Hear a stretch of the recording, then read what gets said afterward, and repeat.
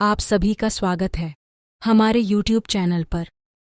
मित्रों, एक समय की बात है जब देवर्षि नारद नारायण नारायण का जाप करते हुए यमलोक में मृत्यु के देवता यमराज के पास आते हैं और कहते हैं, हे धर्मराज, मेरे मन में कुछ शंकाएं उत्पन्न हुई है जिसके निवारण हेतु मैं आपके पास आया हूं। तब धर्मराज कहते हैं, हे देवर्षि नारद, आप तो तीनों लोकों के त्रिकालदर्शी महात्मा हैं। भला आपको कैसे कोई आपत्ति हो सकती है? आप तो स्वयं प्रभु के भक्त हैं। हे मुनि, आप अपनी शंकाओं को निसंकोच होकर कहें। मैं अपनी योग्यता के अनुसार अवश्य ही आपके प्रश्नों के उत्तर देता हूं। तब देवर्षि नारद कहते हैं, हे धर्मराज, मैं जानना चाहता हूं कि आने वाला कलयुग कैसा होगा। मेरा दूसरा प्रश्न है, कलयुग में पापों से मुक्ति पाने के लिए मनुष्यों को क्या करना होगा। और मेरा तीसरा प्रश्न है कि देवी योग माया का प्रभाव मनुष्य जीवन पर कैसा रहेगा। मित्रों, तब धर्मराज कहते हैं, हे मुनीश्वर, आज आपने अत्यंत महत्वपूर्ण प्रश्न किए हैं जिसे हर एक कलियुगीन मनुष्य को जानने चाहिए। अतः जो भी मनुष्य इस बात को समझ ले, उसे देवी योग माया के प्रभाव से मुक्ति मिल जाएगी और वह मनुष्य सदा के लिए ईश्वर की भक्ति में लीन हो जाएगा। हे देवर्षि नारद, आज मैं आपको इसी विषय में मेरे ही पांडव अवतार धर्मराज युधिष्ठिर की कथा सुनाता हूं। स्वयं शनिदेव ने मेरी तथा मेरे पांडव भाइयों की परीक्षा ली थी। हे मुनीश्वर, आप तो जानते ही हैं कि जब भी कोई देवता मनुष्य योनि में जन्म लेता है, तब देवी योगमाया के प्रभाव से वह स्वयं के अस्तित्व को भूलकर पूरी तरह से मनुष्य बन जाता है। किंतु युधिष्ठिर के संयम और विवेक बुद्धि ने देवी योगमाया को भी भ्रमित किया था। मित्रों, धर्मराज कहते हैं, हे मुनीश्वर, आपके पहले प्रश्न का उत्तर इस कथा में है। जब पांडवों का अज्ञातवास समाप्त होने में कुछ ही समय शेष रह गया था, उस समय पांचों पांडव एवं द्रौपदी जंगल में छिपने योग्य स्थान ढूंढ रहे थे। वहीं दूसरी ओर जब शनिदेव की आकाश मंडल से पांडवों पर नजर पड़ी, तब शनिदेव के मन में विचार आया कि इन पांचों भाइयों में बुद्धिमान कौन है, इस बात की पुष्टि कर परीक्षा ली जाए। शनिदेव ने अपनी दिव्य शक्ति से एक माया का महल बनाया। कई योजन दूरी में उस महल के 4 कोने थे, मानो कि वह चारों दिशाओं को दर्शाते हों, पूरब, पश्चिम, उत्तर, दक्षिण। मित्रों, धर्मराज कहते हैं, हे मुनीश्वर, चलते चलते जब अचानक से भीमसेन की नजर महल पर पड़ी और वो आश्चर्यचकित होकर उस महल की ओर आकर्षित हो गया, तब भीमसेन ने युधिष्ठिर से बोला, भैया, कितने आश्चर्य की बात है। इस सुनसान जंगल में एक आलीशान महल है। मैं यह महल देखना चाहता हूं। युधिष्ठिर ने कहा, जाओ, अपनी इच्छा अनुसार महल को ठीक से देख लो। अगर कोई भी संदेहजनक बात लगे तो हमें आवाज लगा दो। मित्रों, धर्मराज कहते हैं, हे मुनीश्वर, जब भीमसेन महल के द्वार पर पहुंचा, तब उसने देखा कि इस महल के मुख्य द्वार पर कोई पहरेदार खड़ा है। असल में वहां शनिदेव दरबान के रूप में खड़े थे। दरबान की ओर देखते हुए भीमसेन बोला, हे महाशय, मुझे महल देखना है। क्या मैं इस महल को देख सकता हूं? तब दरबान बने शनिदेव ने कहा, हे युवक, तुम इस महल को अवश्य देख सकते हो, किंतु महल की कुछ शर्तें हैं। पहली शर्त यह है कि महल में 4 कोने हैं, इनमें से आप एक ही कोना देख सकते हैं। दूसरी शर्त, इस दिव्य महल में आप जो भी देखोगे उसकी सार सहित व्याख्या करोगे। तीसरी और अंतिम शर्त, अगर व्याख्या नहीं कर सके तो आप आजीवन इस महल के अंदर कैद कर लिए जाओगे। मित्रों, भीमसेन ने कहा, मैं स्वीकार करता हूं, ऐसा ही होगा। और वह महल के पूर्व छोर की ओर चला गया। वहां जाकर उसने अद्भुत पशु पक्षी और फूलों एवं फलों से लदे वृक्षों का नजारा देखा। और वह आगे जाकर देखता है कि 3 कुएं हैं, जिसके अगल बगल में 2 छोटे कुएं और बीच में एक बड़ा कुआं है। बीच वाले बड़े कुएं में पानी का उफान आता है और दोनों छोटे खाली कुओं को पानी से भर देता है। फिर कुछ देर बाद दोनों छोटे कुओं में उफान आता है तो खाली पड़े बड़े कुएं का पानी आधा ही रह जाता है। इस क्रिया को भीम कई बार देखता है, बार बार देखता है, लेकिन यह बात उसके सर के ऊपर से चली जाती है और कुछ भी समझ नहीं पाता है तथा लौटकर दरबान के पास आता है। तब दरबान ने पूछा, हे युवक, आपने क्या देखा? भीमसेन ने कहा, महाशय, मैंने विचित्र प्रकार के भविष्य के पेड़ पौधे, पशु पक्षी देखे जो मैंने पहले कभी नहीं देखे थे, जो बहुत अजीब थे। किंतु एक बात अत्यंत विचित्र थी कि छोटे कुएं बड़े कुएं के उफान आने से पानी से भर जाते हैं, पर बड़ा कुआं क्यों नहीं भर पाता? ये समझ में नहीं आया। भीमसेन के मुख से ऐसी बात सुनते ही दरबान ने कहा, आप शर्त के अनुसार बंदी हो गए हैं और उसे बंदी घर में बंदी कर लिया गया। मित्रों, धर्मराज कहते हैं, हे मुनीश्वर, दूसरी बार जब अर्जुन आया और बोला, हे महाशय, मुझे भी महल देखना है, तब दरबान ने अर्जुन को वह सारी शर्तें बता दी और कहा, आप पूरब को छोड़ अन्य 3 दिशाओं में जाएं, वहां पहले से कोई है। अर्जुन पश्चिम वाले छोर की तरफ चला गया।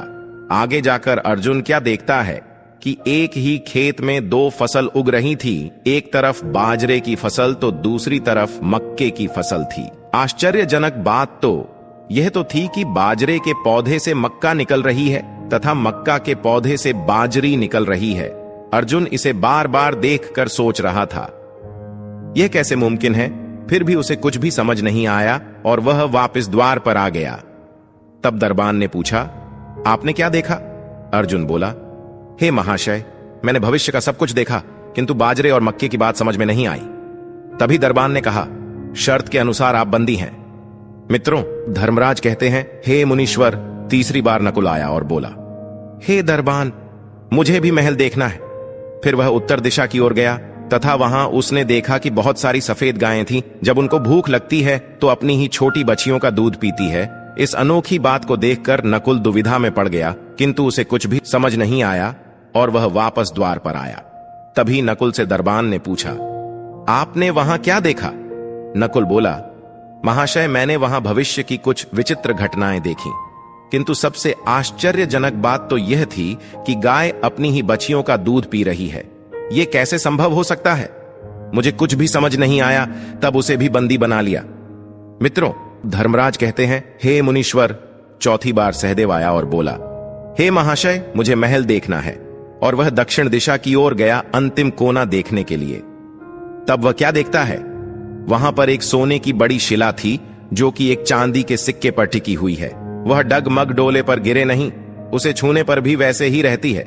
इस विचित्र घटना को देख वह भी अचरज में पड़ गया। उसे कुछ भी समझ में नहीं आया। तब वह वापस द्वार पर आ गया और बोला, हे दरबान, मैंने भविष्य की कुछ विचित्र घटनाओं को देखा, किंतु सोने की शिला की बात समझ में नहीं आई। दरबान ने कहा, आप भी शर्त के अनुसार बंदी हो जाए। मित्रों, धर्मराज कहते हैं, हे मुनीश्वर, इधर युधिष्ठिर और द्रौपदी अपने प्रिय चारों पांडवों की राह देख रहे थे। जब चारों भाई बहुत देर से नहीं आए, तब युधिष्ठिर को चिंता हुई, अतः वह भी द्रौपदी सहित महल में गए। जब उसने देखा कि पूरा महल खाली है तथा वहां पर कोई भी नहीं है, शिवाय एक दरबान के, जो कि मुख्य द्वार के सामने चुपचाप खड़ा था। मित्रों, धर्मराज कहते हैं, हे मुनीश्वर, जब युधिष्ठिर ने अपने 4 भाइयों के यहां आने के बारे में दरबान से पूछा, तब उसने वह सारा वृत्तांत युधिष्ठिर को सुनाया और कहा, इस महल की शर्त के अनुसार वे सभी बंदी हैं। अगर तुम उन्हें छुड़ाना चाहते हो तो उनके प्रश्नों के उत्तर तुम्हें देने होंगे, अन्यथा वे आजीवन इस महल में बंदी रह जाएंगे।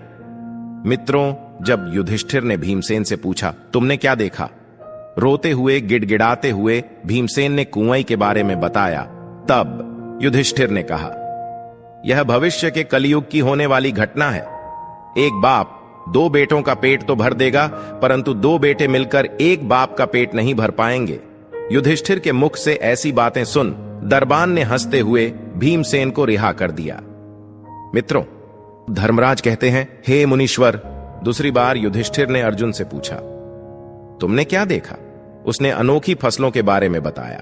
इस बात पर युधिष्ठिर ने कहा, यह भी कलयुग में होने वाला एक परम असत्य है, जिसे हम वंश परिवर्तन भी कह सकते हैं। अर्थात ब्राह्मण के घर शूद्र की लड़की और शूद्र के घर बनिए की लड़की ब्याही जाएंगी और उनसे ही अभद्र संतान की प्राप्ति होगी।